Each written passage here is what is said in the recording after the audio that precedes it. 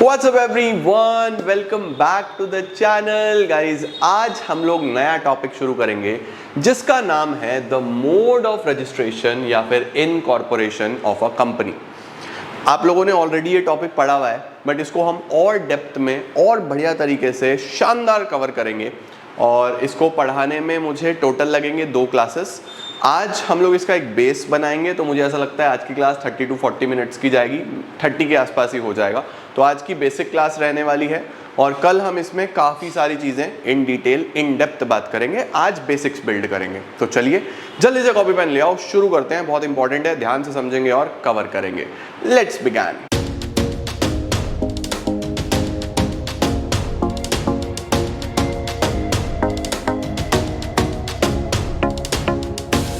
Start करते हैं बच्चे आज का ये बहुत ही शानदार सा, सुंदर सा, बढ़िया सा टॉपिक का नाम क्या है? द मोड ऑफ रजिस्ट्रेशन या फिर incorporation of a company. Module में चेक करोगे तो आपको ये 4th टॉपिक दिखाई देगा। टोटल 10 टॉपिक्स हैं। अब 4, 5, 6, 7 सिमिलर मिलते जुलते हैं। हम 4 से लेके 7 तक एक साथ कंबाइन करके चलेंगे और मोस्ट प्रोबेबली हमारे आप मान के चलना कि 4 से लेके 7 तक के टॉपिक कल खत्म भी हो जाएंगे, है ना। तो इसको समझने के लिए बच्चों हम लोग सबसे पहले चलते हैं कि इसका मतलब क्या है, क्या चलने वाला है इसके अंदर। तो देखो यार, हम लोगों ने जब हम क्लास 11th में थे और जब हम बिजनेस स्टडीज़ पढ़ा करते थे, जब हम क्लास 11th में थे बिजनेस स्टडीज़ पढ़ते थे तो वहाँ पे एक चैप्टर आया था फॉर्मेशन ऑफ अ कंपनी। बहुत सारे students, majority of the students ऐसे होंगे जो क्लास 11th में बिजनेस स्टडीज़ मेरे से पढ़े होंगे। नहीं पढ़े तो कोई दिक्कत नहीं है, मैं बिल्कुल शुरू से बेसिक से सारी चीज़ें आपको कवर कराने वाला हूँ। तो क्या है सर इस टॉपिक के अंदर? चल जा भाई, क्या बात हो गई? Why are you so slow?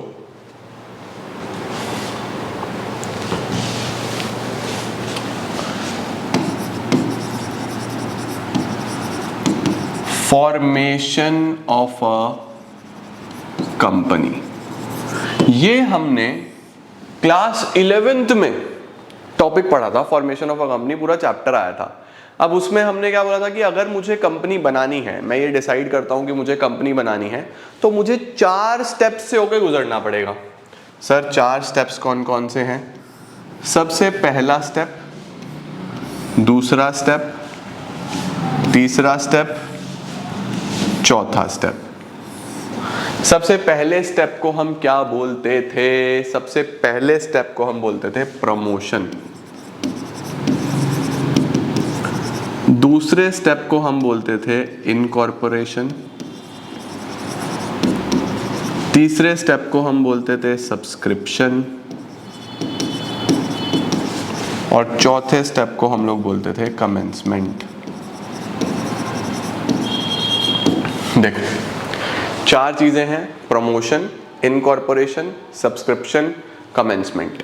तो जब हम फॉर्मेशन, जब हम कंपनी बनाने की बात करते हैं तो हमारे कंपनी लॉ में जो हम पढ़ रहे हैं वहां पे सीधा ये हेडिंग डला हुआ है कि इनकॉर्पोरेशन कैसे होता है। Incorporation of a company heading सीधा ये है। लेकिन हम लोग क्योंकि बेसिक बना के चलेंगे तो हम यहां से चालू करेंगे कि सर इनकॉर्पोरेशन से पहले तो प्रमोशन होना जरूरी है ना। Sir what is this promotion? ये प्रमोशन है क्या ये जॉब प्रमोशन है क्या कि लोअर जॉब पोजीशन से अपर जॉब पोजीशन पे डाल दिया तो उसको हम प्रमोशन बोलते हैं? क्या ये वो है? नहीं बेटा। देखो सबसे पहले कंपनी बनाने के लिए ना एक ऐसा इंडिविजुअल चाहिए या ग्रुप ऑफ पर्सन्स ऐसे चाहिए जिनके माइंड में वो थॉट आया, जिनके माइंड में वो आइडिया आया, जिनके माइंड में वो चीज आई कि हाँ यार मुझे कंपनी बनानी है, मैं इस चीज को, इस आइडिया को प्रैक्टिकल शेप दूंगा। मेरे दिमाग में एक आइडिया है, मैं उसको प्रैक्टिकल शेप दूंगा। मेरे दिमाग में ऐसा आया कि क्यों ना घर घर पे फूड डिलीवर हो सके, तो जोमैटो और स्विगी का जन्म हुआ। मेरे दिमाग में एक आइडिया आया कि क्यों ना हर इंसान को आसानी से कहीं से भी टैक्सी, कहीं से भी कैब मिल सके, ओला उबर का जन्म हुआ। मेरे दिमाग में एक आइडिया आया कि यार इस तरीके से हिसाब किताब होना चाहिए कि लोग अपने घर बैठे बैठे होटल स्टेज बुक कर पाए, तो ओयो का जन्म हुआ, एयरबीएनबी का जन्म हुआ। तो अल्टीमेटली जितनी भी ये कंपनीज बड़ी बड़ी आज हमें देखने को मिलती हैं, अमेजॉन है, गूगल है, मल्टीपल कंपनीज आप देखते हो, बड़ी बड़ी कंपनीज हैं, ये सब कहीं ना कहीं एक आइडिया से शुरू हुई हैं। इन सब कंपनीज के पीछे कहीं ना कहीं एक आइडिया था। अब आइडिया सबके दिमाग में आते हैं, it is only about giving the idea a practical shape. Idea आप सबके दिमाग में है, आप कई बार सोचते हो, लेकिन आप उस आइडिया को कभी भी प्रैक्टिकल में कन्वर्ट करने की कोशिश नहीं करते। आइडिया आया, आइडिया गया, खत्म। जिन लोगों ने कर लिया वो लोग क्या कहलाएंगे? एंटरप्रेन्योर्स। कि भैया कमाल कर दिया, इन्होंने तो बिजनेस खड़ा कर दिया बहुत तगड़ा। तो एंटरप्रेन्योर की जो शुरुआत होती है वो कहां से होती है? आइडिया आया, आइडिया को प्रैक्टिकल शेप देनी शुरू करी, पेपर वर्क करना शुरू करा, कंपनी के बारे में सोचना चालू करा, काम स्टार्ट करा। तो वो जो इंसान जो उस आइडिया के बिहाइंड सोच रहा है, जो उस आइडिया के बिहाइंड सारी फॉर्मेलिटीज पूरी कर रहा है, काम कर रहा है, प्रोसेसेस में देख रहा है, उसको बोलते हैं प्रमोटर। उसको क्या बोलते हैं? प्रमोटर। तो सर ये प्रमोटर कौन है? प्रमोटर एक वो इंडिविजुअल है बच्चों जिसने सच में आइडिया को प्रैक्टिकल शेप देने में सारे स्टेप्स उठाए हैं, जो हर चीज कंपनी की शुरुआत में कर रहा है, जो सब कुछ कंपनी को बनाने में अपना 100% पुट इन कर रहा है। वो कौन है? प्रमोटर है। तो सबसे पहले एक प्रमोटर ही है जो बिजनेस को शुरू करने के लिए इनिशियल स्टेप्स लेता है। उसके बाद क्या करना होता है बच्चों? उसके बाद जब वो ये सोच लेता है, ठान लेता है कि मुझे कंपनी बनानी है, तो फिर वो उस कंपनी को बनाने के लिए मोस्ट इंपॉर्टेंट डॉक्यूमेंट्स बनाने चालू करता है। अब एक कंपनी को बनाने के लिए दो मोस्ट इंपॉर्टेंट डॉक्यूमेंट्स हैं, जिसमें सबसे पहला होता है मेमोरेंडम ऑफ एसोसिएशन, MOA। दूसरा होता है आर्टिकल्स ऑफ एसोसिएशन, AOA। उसके साथ written consent of the proposed directors, कोई एग्रीमेंट अगर है, एग्रीमेंट इफ एनी। उसके साथ साथ बैंकर, ब्रोकर, अंडरराइटर का अरेंजमेंट करना, बहुत सारी इस तरीके की चीजें, बहुत सारे स्टेप्स आपने पहले से पढ़े हुए हैं। तो ये सारा पेपर वर्क करना हम डिटेल में भी पढ़ेंगे आगे। डिटेल में MOA को पढ़ेंगे, AOA को पढ़ेंगे, मेमोरेंडम बनाना, आर्टिकल्स बनाना। MOA को क्या बोलते हैं? Memorandum of association. और AOA को क्या बोलते हैं? Articles of association. Memorandum of association and articles of association दोनों most important document of the company है, इंपॉर्टेंट होते हैं। MOA ज्यादा इंपॉर्टेंट है, AOA ठीक है, लेकिन MOA is the most important document of the company. क्या है, क्या चीज होती है, वो सब डिस्कस करेंगे। अब जब ये सारे डॉक्यूमेंट्स पूरे हो जाएंगे तो ये डॉक्यूमेंट्स लेके जो प्रमोटर हैं ये किसके पास जाएगा? ये जाएगा ROC के पास, रजिस्ट्रार ऑफ कंपनीज के पास, और इसको बोलेगा भैया ऐसा है, ये लो, ये सारे के सारे पेपर वर्क पूरा करा, ये सारी की सारी फॉर्मेलिटीज पूरी करी, सारा का सारा काम मैंने पूरा करा, आप वेरीफाई करो, ये मैंने फीस भर दी। कंपनी को अगर आपको रजिस्टर कराना है तो कोई ना कोई फीस भरनी पड़ेगी, है ना? फीस भर दी, प्लीज मेरी कंपनी को रजिस्टर कर दो, मेरे को एज अ कंपनी स्टेटस दे दो, एक separate legal entity, परपीचुअल succession, artificial person बना दो। तो फिर जो रजिस्ट्रार है वो चेक करता है कि भैया क्या सब कुछ ठीक है। अगर सब कुछ सही निकलता है तो वो कंपनी का बनाता है birth certificate.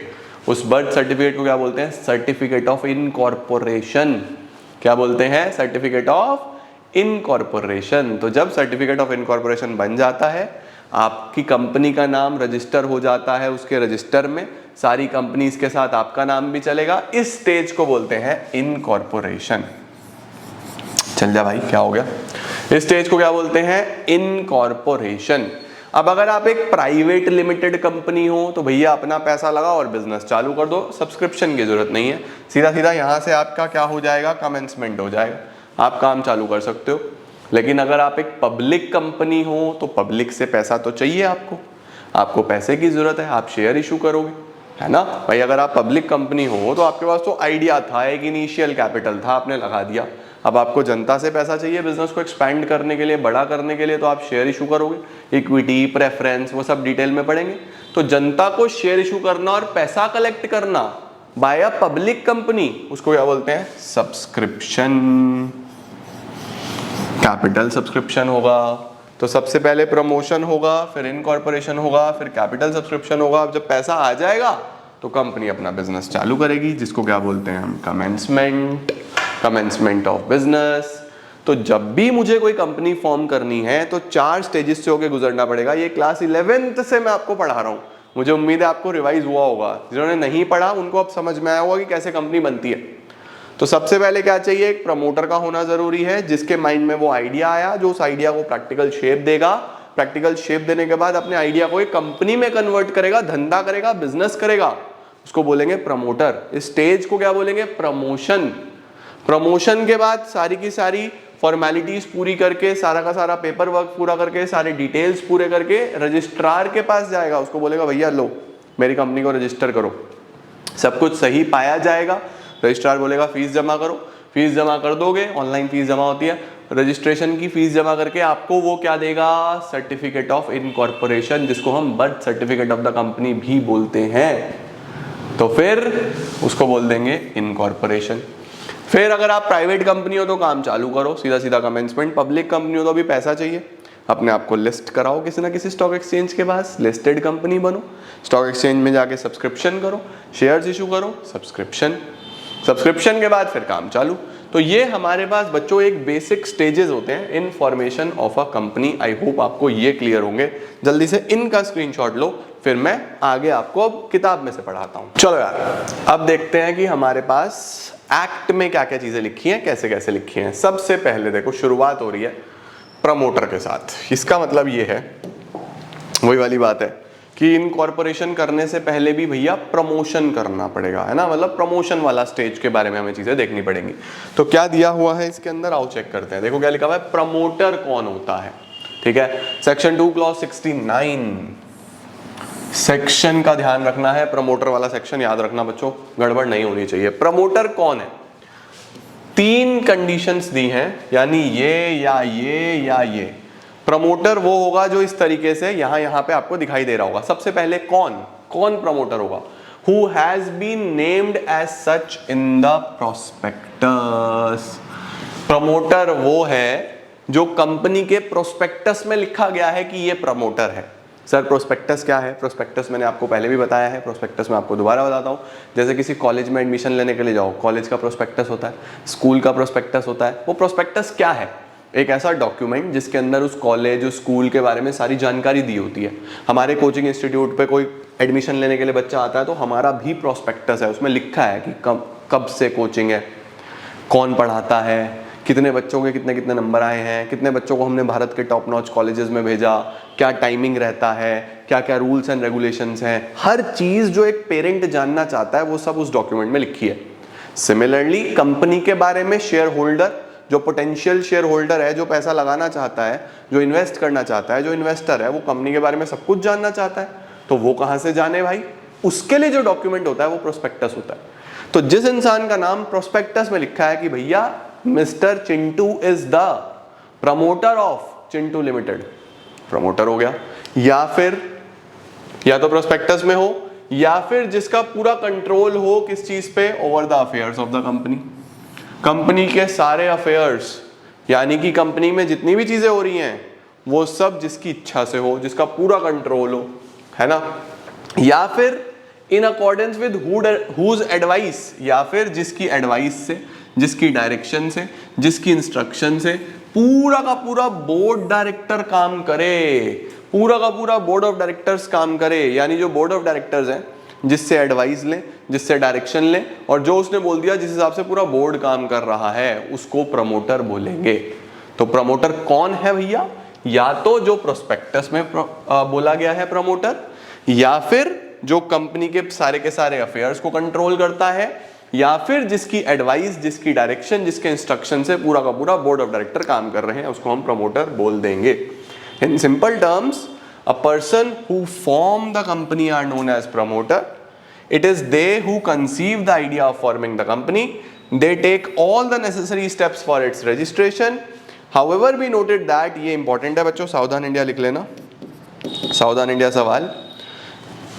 Any person acting only in professional capacity are not regarded as a promoter. इसका मतलब ये है बच्चों, फॉर एग्जाम्पल हम एक एग्जाम्पल ले लेते हैं कि आप में से कुछ 2 लोगों ने प्राइवेट लिमिटेड कंपनी बनानी चालू करी। ठीक है, आप में से कोई 2 लोग ले लेता हूं मैं,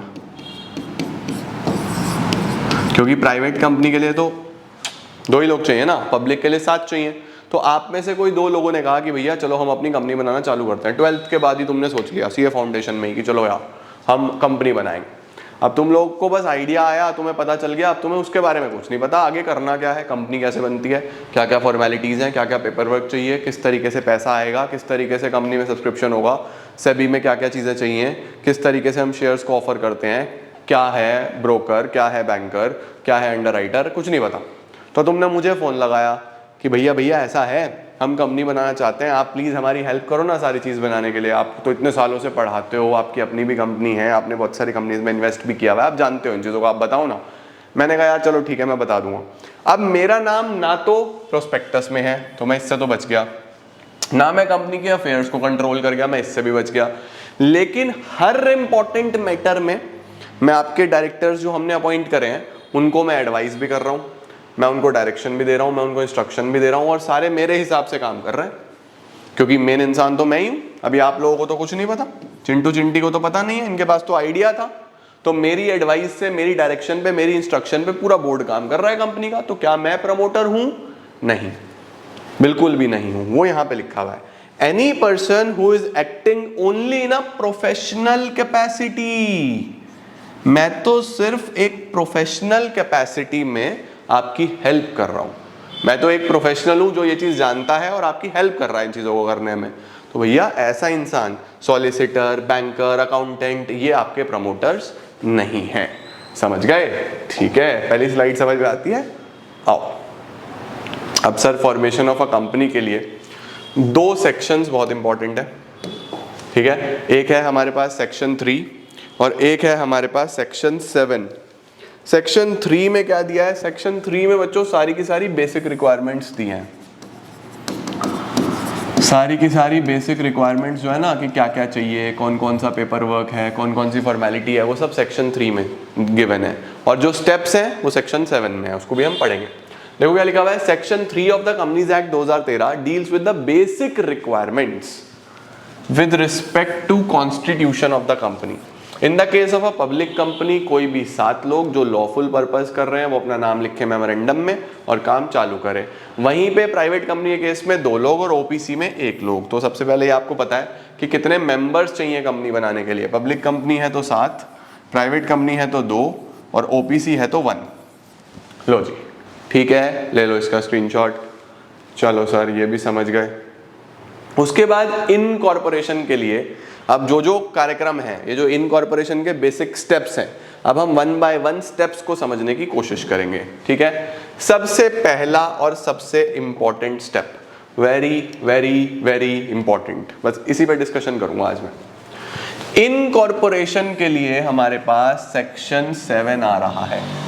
अब मैंने क्या बोला, सेक्शन 3 और सेक्शन 7 है ना। सेक्शन 3 में बेसिक रिक्वायरमेंट्स दी हुई थी, अब सेक्शन 7 में फॉर्मेलिटीज, पेपर वर्क की बात करेगा। Provides for the procedure to be followed for incorporation of a company.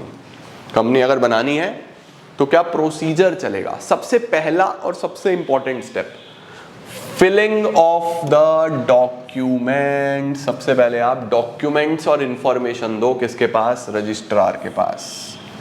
For the registration of the company, अगर मैं आप रजिस्ट्रेशन कराना चाहता हूं, following documents and information are required to be filed with the registrar.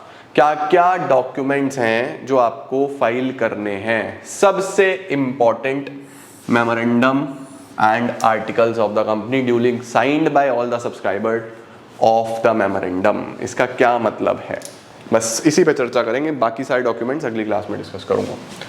कौन कौन से documents चाहिए? सबसे पहले मैं मेमोरेंडम और आर्टिकल्स पे बात करूंगा। ये सब चीज़ें हम लोग कल देखेंगे, क्या क्या पावर्स हैं, क्या क्या कंडक्ट हैं, क्या क्या चलता है, ये सब हम अगली क्लास में देखेंगे। डॉक्यूमेंट्स की बच्चों अगर मैं बात करता हूं तो 2 मोस्ट इंपॉर्टेंट डॉक्यूमेंट्स हैं जो आपको पता होने चाहिए। वो है memorandum of association and articles of association. बच्चों जब हम क्लास 11th में मेमोरेंडम और आर्टिकल्स पढ़ते हैं ना, तो मैं वहां आपको बस 2 मेन इंपॉर्टेंट पॉइंटर्स पढ़ाता हूं, दोबारा से वही पढ़ा रहा हूं। मेमोरेंडम कंपनी के ऑब्जेक्टिव्स के बारे में चर्चा करता है। मेमोरेंडम कंपनी के ऑब्जेक्टिव्स के बारे में चर्चा करता है और आर्टिकल्स कंपनी के रूल्स के बारे में चर्चा करता है। मेमोरेंडम कंपनी के ऑब्जेक्टिव्स के बारे में डिस्कशन करता है और आर्टिकल्स कंपनी के रूल्स के बारे में डिस्कशन करता है। अब तुम सोचो, जो मेरी कंपनी के रूल्स हैं, नियम हैं, कायदे, कानून, व्यवस्था, वो सब मेरी कंपनी के लिए है ना। वो कोई बाहर वाला थोड़ी ना फॉलो करेगा। भाई आपके घर के रूल्स आप फॉलो करते हो, कोई बाहर वाला वो रूल फॉलो नहीं करता। आपके स्कूल के रूल्स आपके स्कूल के बच्चे फॉलो करते हैं, कोई बाहर वाला वो रूल्स फॉलो नहीं करता। मेरी ऑर्गेनाइजेशन के जो रूल्स हैं वो मेरी ऑर्गेनाइजेशन में चलते हैं, बाहर कोई फॉलो करे ना करे मेरे को उसको फर्क ही नहीं पड़ता। तो जो रूल्स हैं बच्चों, तो वो किसके लिए होंगे हमेशा? तो एओए हमेशा इनसाइडर्स के लिए होता है, इनसाइडर्स ऑफ द कंपनी, जो कंपनी के अंदर बैठे हुए लोग हैं। जबकि ऑब्जेक्टिव्स तो कोई भी देख सकता है भाई, मेरा बैंकर भी देख सकता है, एक इन्वेस्टर भी देख सकता है, गवर्नमेंट अथॉरिटीज भी देख सकती हैं। मेरे ऑब्जेक्टिव, मेरे पर्पस, वो तो कोई भी देख सकता है। तो मेमोरेंडम जो होता है वो आउटसाइडर्स को भी आसानी से अवेलेबल होता है। तो जब भी आप कोई कंपनी बनाओगे तो आपको दो डॉक्यूमेंट्स रेडी करने हैं, मेमोरेंडम और आर्टिकल्स। अब सर मेमोरेंडम के अंदर क्या क्या दिया होगा, पहले तो इसका स्क्रीनशॉट ले लो, फिर मैं आपको मेमोरेंडम के बारे में सारी की सारी चीजें यहां पे लिखवाऊंगा। देखो ये हो गया ना। अब देखो मेमोरेंडम ऑफ एसोसिएशन के अंदर बच्चों 1 2 3 4 5 6 मोस्ट इंपॉर्टेंट क्लॉज होते हैं। एक क्लॉज एडिशनल होता है जो कि ओपीसी के केस में होता है, बाकी नहीं होता। उसको हम अभी डिस्कस कर लेंगे, नॉमिनी के लिए होता है वो। चलो भाई, मेमोरेंडम के अंदर बच्चों हमने बहुत सारे क्लॉजेज क्लास 11th में ही पढ़े थे, मैं वापस से रिपीट करा रहा हूं कि कौन कौन से क्लॉज हैं या मेमोरेंडम के अंदर, एमओए के अंदर क्या क्या लिखना जरूरी होता है। सबसे पहले द नेम क्लॉज। अब आप सोचो, पता चल रहा है नेम क्लॉज का क्या मतलब है। नेम क्लॉज में क्लियरली मेंशन किया जाएगा कंपनी किस नाम से जानी जाएगी। कंपनी का नामकरण करवा लो भाई पंडित जी से, अच्छा सा नाम रख दो। कंपनी किस नाम से जानी जाएगी, उसका पेटेंट वगैरह करा के, लोगों को बनवा के अपने हिसाब से उसका नाम रखो। तो मेमोरेंडम में सबसे पहले आप लिखोगे कि कंपनी किस नाम से जानी जाएगी, that is the name clause. एक बार नाम हो गया बच्चों, फिर आता है रजिस्टर्ड ऑफिस क्लॉज।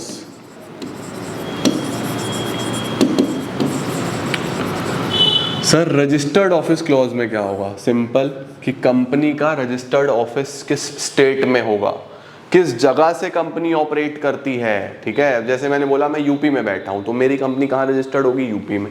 तो मेरा रजिस्टर्ड ऑफिस क्लॉज में लिखा होगा the company is located in UP. Simple, मेरी कंपनी का नाम ये है, मेरी कंपनी की लोकेशन ये है। मैं आपको भी मेमोरेंडम दिखा भी दूंगा गूगल पे कैसा होता है वो, एज इट इज आपको भरना होता है। बस उसके अंदर पूरा फॉर्मेट दिया हुआ है, बस उसमें लिखा जाएगा the company is named as, company का नाम लिख देंगे, फिल इन द ब्लैंक्स। ठीक है, तो नेम हो गया, कंपनी का नाम लिखा जाएगा। रजिस्टर्ड ऑफिस क्लॉज में लिखा जाता है कि कंपनी का रजिस्टर्ड ऑफिस कहाँ पे है, क्या पर्टिकुलर जगह है जहां पे वो कंपनी चलेगी। तीसरा आता है ऑब्जेक्ट क्लॉज। अब मैंने आपको बताया ही कि मेमोरेंडम क्या दिखाता है। मेमोरेंडम दिखाता है द ऑब्जेक्टिव्स, कंपनी क्यों बनाई गई है ना। अब जैसे मैंने कंपनी बनाई, तो मेरी कंपनी किस चीज़ की है? मेरी कंपनी है to impart education to the students, बच्चों को एजुकेशन प्रोवाइड करना। तो इसी तरीके से जितनी भी कंपनीज हैं कुछ ना कुछ पर्पस के लिए बनती है, कुछ ना कुछ ऑब्जेक्टिव के लिए बनती है ना। तो हर ऑब्जेक्टिव जो कंपनी अभी कर रही है या फ्यूचर में भी कर सकती है, वो सब आप कहाँ पे लिखते हो? इस ऑब्जेक्ट क्लॉज में लिखते हो। The purpose of making the company, company का नाम क्या है, कंपनी का रजिस्टर्ड ऑफिस कहाँ पे होगा, कंपनी का ऑब्जेक्ट क्या है। उसके बाद आता है लाइबिलिटी क्लॉज। अब लाइबिलिटी में यार तुमने पढ़ी है, कंपनी लिमिटेड लाइबिलिटी है, कंपनी अनलिमिटेड लाइबिलिटी है, लिमिटेड बाय शेयर्स है, लिमिटेड बाय गारंटी है, क्या है ना। अब मैंने आपको बताया था कि मेजॉरिटी ऑफ द कंपनीज, जितनी भी कंपनीज हैं वो सब लिमिटेड बाय शेयर्स होती हैं, हाँ या ना। Majority companies limited by guarantee भी नहीं है और अनलिमिटेड तो ना के बराबर ही है, राइट। तो फिर यहाँ पे क्या है? Name clause, registered office clause, object clause, liability clause. यहाँ पे आप उसकी लाइबिलिटी डिफाइन करोगे। उसके बाद आता है बच्चों कैपिटल क्लॉज। कैपिटल क्लॉज में क्या लिखते हैं सर? अब कैपिटल क्लॉज में बच्चों एमओए में कौन सा कैपिटल लिखा जाता है? याद करो बच्चों, ऑथोराइज्ड कैपिटल। याद है क्या? याद है शेयर्स, क्लास 12th में पढ़ते थे हम। Shares, issue of shares, authorised capital, the maximum capital given in MOA which a company can raise during its life time, उसको क्या बोलते थे हम? Authorised capital. याद आया? क्या था ऑथोराइज्ड कैपिटल? ऑथोराइज्ड कैपिटल का मतलब होता है बच्चों कि जब भी आप कंपनी बनाते हो तो आपको आपके एमओए में लिखना होता है कि भैया हम कंपनी की लाइफ टाइम में, कंपनी की पूरी लाइफ में इतना पैसा रेज करेंगे फ्रॉम पब्लिक। ठीक है, अब सपोज वो दो लोगों ने मिलकर जो कंपनी बनाई थी, चिंटू और चिंटी ने, उन्होंने लिखा कि भैया हम 1 करोड़ रुपए रेज करेंगे during its life time. Sir अगर ज्यादा की जरूरत पड़ गई तो क्या मैं इसको ऑल्टर कर सकता हूँ? हाँ, मैं इसको ऑल्टर कर सकता हूँ। तो सर शुरू में ही क्यों ना हम इसको 1000 करोड़ लिख दें, क्योंकि पैसे की जरूरत तो पड़ ही सकती है। या हम 10,000 करोड़ क्यों ना लिख दें, पैसे की जरूरत तो पड़ सकती है। तो नालायको, जितना ज्यादा कैपिटल क्लॉज में कैपिटल रखोगे ना, उतनी तुम्हारी रजिस्ट्रेशन की फीस बढ़ती चली जाएगी। तो आपको एक बेसिक आइडिया के हिसाब से रखना होता है कि भैया इतना करेंगे, उस हिसाब से हम फीस भर देते हैं, जब जरूरत पड़ेगी तो ऑल्टर कर लेंगे यार, तब एडिशनल फीस भर देंगे, फिलहाल क्यों भरते हो? तो यहां पे आपको कैपिटल क्लॉज में लिखना होता है कि कितनी आपकी ऑथोराइज्ड कैपिटल रहने वाली है, कि आप during the life time of the company कितने के शेयर्स इशू करोगे पब्लिक में। समझ गए? ऑथोराइज्ड कैपिटल लिखनी होती है बेसिकली यहां पे। अच्छा जी, कैपिटल के बाद फिर हमारे पास क्या आता है कि सब्सक्राइबर्स कौन है? सब्सक्राइबर्स का मतलब ऐसे कौन लोग हैं जिन्होंने कंपनी चालू करी है, या कंपनी के शेयर्स अभी किसके पास है। सपोज चिंटू और चिंटी ने चालू करी प्राइवेट लिमिटेड कंपनी, तो कंपनी का सब्सक्राइबर्स तो वही है ना, फिलहाल कंपनी के मेंबर्स तो वही है ना, 2 लोग ही। तो उसको हम लोग क्या बोलते हैं? Subscription clause.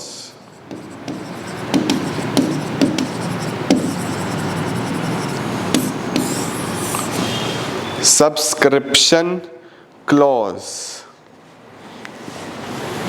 ठीक है। अब सब्सक्रिप्शन क्लॉज में क्या लिखा होता है? Name, address of the share holders. Share holders का नाम क्या है, शेयर होल्डर्स का एड्रेस क्या है, वो सब हम सब्सक्रिप्शन क्लॉज में लिखते हैं। तो जब हम एमओए की बात करते हैं तो एमओए में मेनली ये 6 क्लॉज होते हैं। कौन कौन से? नेम क्लॉज, कंपनी का नाम लिखा जाएगा, किस नाम से जानी जाएगी। रजिस्टर्ड ऑफिस क्लॉज, कंपनी का रजिस्टर्ड ऑफिस कहाँ पे है। ऑब्जेक्ट क्लॉज, कंपनी का पर्पस क्या है। लाइबिलिटी क्लॉज, लिमिटेड है या अनलिमिटेड है, कैसी लाइबिलिटी है। कैपिटल क्लॉज, कितना कंपनी का ऑथोराइज्ड कैपिटल रहने वाला है, यानी ड्यूरिंग इट्स लाइफ टाइम कितना कैपिटल रेज करेगी कंपनी। सब्सक्रिप्शन क्लॉज, कौन कौन मेंबर्स ऑफ द कंपनी है, वही प्रमोटर कौन कौन है, सब कुछ लिखा जाएगा, है ना, सब्सक्रिप्शन क्लॉज में आ जाएगा। इसके साथ एक ओपीसी के लिए एडिशनल क्लॉज और होता है जिसको हम नॉमिनी क्लॉज भी बोल देते हैं, या इसके अंदर हम नॉमिनी लिखते हैं बस, क्योंकि वो तो 1 पर्सन ही है ना, तो फिर उसका नॉमिनी कौन होगा, ये ओपीसी में आता है। इतना कुछ इंपॉर्टेंट नहीं है, आपको मेनली ये पता होना चाहिए। परफेक्ट हो गया बच्चों, ले लो जल्दी से screenshot. Done, done sir.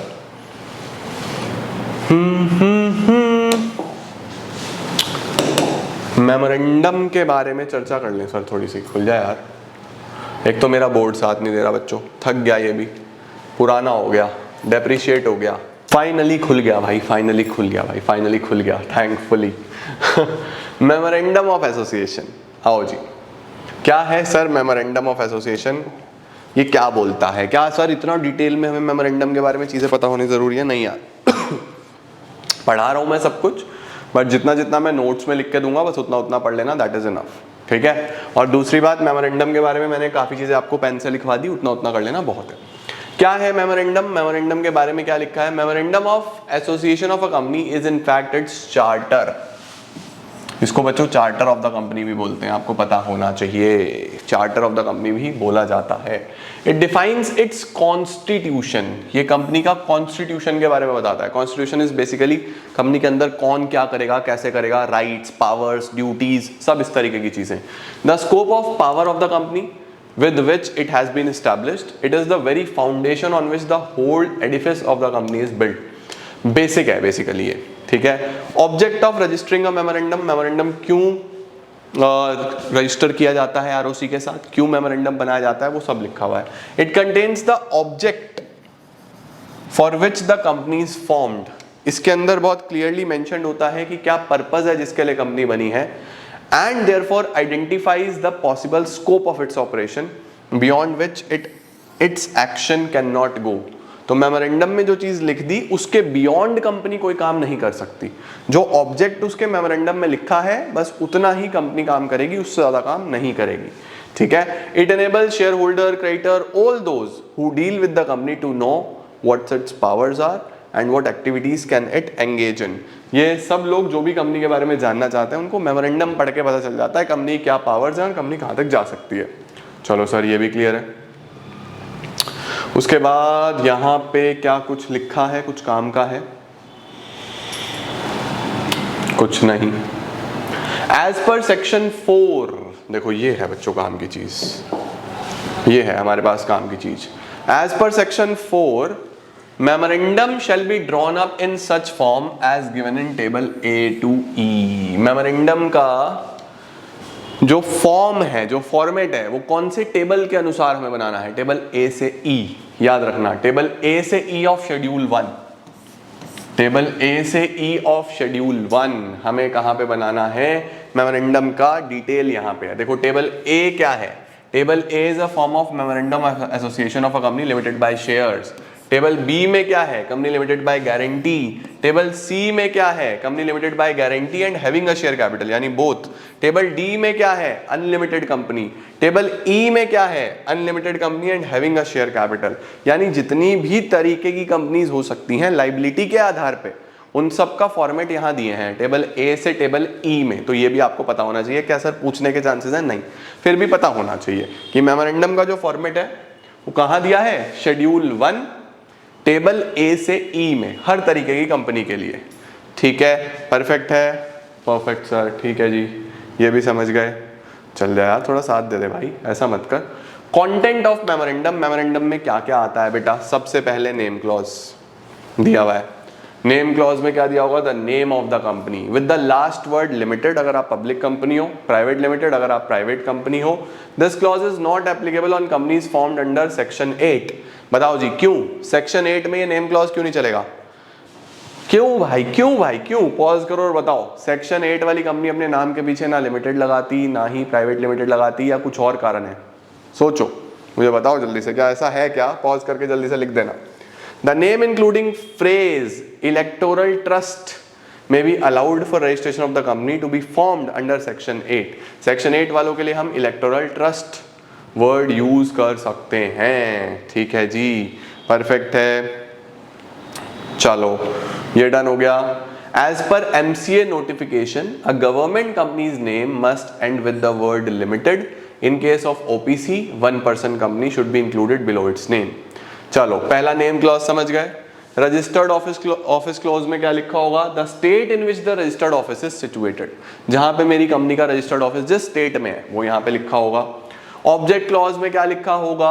Object clause में वो लिखा होगा कि कंपनी क्या एक्टिविटीज करने वाली है, कंपनी क्या काम करने वाली है। ये भी मैंने आपको पढ़ा दिया। If any company has changed activities which are not reflected in the name, It shall change its name in line with its activities within a period of 6 months। आप कोई भी एक्टिविटी चेंज करते हो तो आपको वहां पे चीजें मोल्ड करनी पड़ेंगी। ठीक है, चलो ये तो ऑब्वियस सी बात है। लाइबिलिटी क्लॉज में क्या दिया होगा बच्चों? लाइबिलिटी क्लॉज में क्या दिया होगा? लाइबिलिटी कैसी है कंपनी की, वेदर लिमिटेड और अनलिमिटेड, सब कुछ। ठीक है। In case of a company limited by shares, liability of members is limited to the amount unpaid on the shares। सीधी सी बात है। In case of a company limited by guarantee, the amount up to which each member undertakes to contribute। Simple सी बात है यार, है ना? ये सब पीछे पढ़ चुके हो। कैपिटल क्लॉज में क्या लिखा होगा बताओ भाई? कैपिटल क्लॉज में क्या लिखा होगा? कितनी ऑथोराइज्ड कैपिटल है, divided into shares, the amount of authorised capital divided into shares of fixed amount and the number of shares with the subscribers to the memorandum। चलो सर ये भी समझ गए। उसके बाद क्या है? एफ में क्या लिखा है? Association clause. सर ये एसोसिएशन क्लॉज क्या है? ये तो आपने बताया ही नहीं। What is this association clause? Pause करो, बताओ एसोसिएशन क्या होता होगा? एसोसिएशन का मतलब क्या होगा? The detail of subscribers. Subscription clause, कौन लोग सब्सक्राइब कर रहे हैं? The name, detail, address of the subscribers to be formed into a company। Memorandum shall conclude with the association clause. Every subscriber to the memorandum shall take at least 1 share and shall write against his name the number of shares taken by him. तो नाम क्या है, कितने share लिए, वो सब इसके अंदर प्रॉपर्ली लिखा जाएगा. In the case of OPC, लो जी ये भी मैंने आपको बता दिया. अगर आप OPC हो तो OPC के केस में नॉमिनी के बारे में भी बताना पड़ेगा.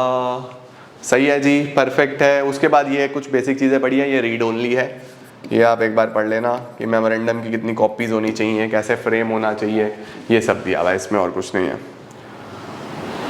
उसके बाद it is important to note that a company being a legal person can through its agent subscribe to the memorandum, however a minor can not be a signatory to memorandum. ये तो आपको पता होना चाहिए, एक माइनर सिग्नेटरी नहीं हो सकता क्योंकि वो किसी कॉन्ट्रैक्ट में एंटर नहीं कर सकता. ठीक है, बस और तो कुछ खास इसके अंदर है नहीं.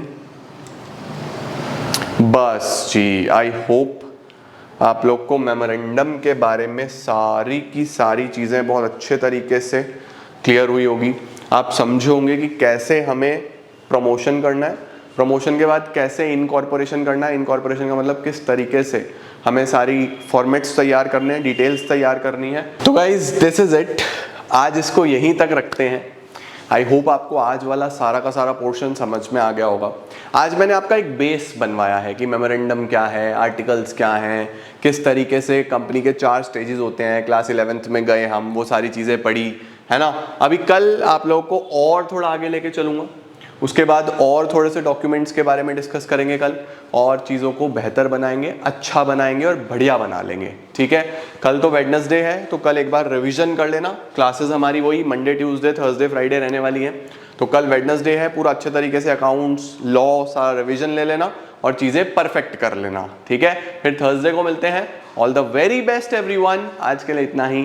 Thank you so much for joining in. I am gonna see you all super soon. Till then see ya, take care, bye bye, keep growing and keep glowing.